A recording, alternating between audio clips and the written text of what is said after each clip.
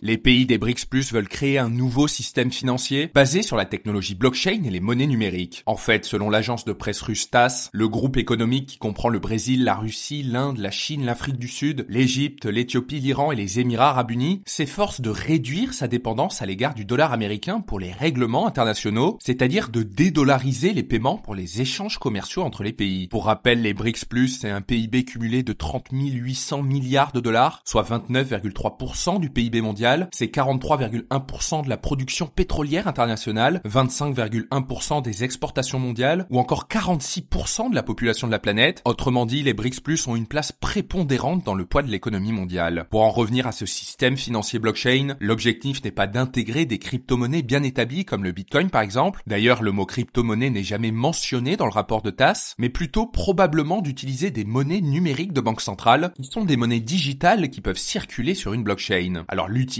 d'une blockchain pour un État est multiple. Déjà une plus grande transparence des transactions, mais potentiellement un plus grand contrôle sur celles-ci, une réduction des coûts dans le cadre des échanges commerciaux et une exécution plus rapide des transactions. Selon l'agence de presse, le nouveau système de paiement bénéficiera aussi bien aux institutions financières qu'aux citoyens lambda. En revanche, aucune date de lancement n'a été mentionnée. Je vous tiendrai au courant si c'est le cas et notez que ce podcast est soutenu par Quorum l'épargne.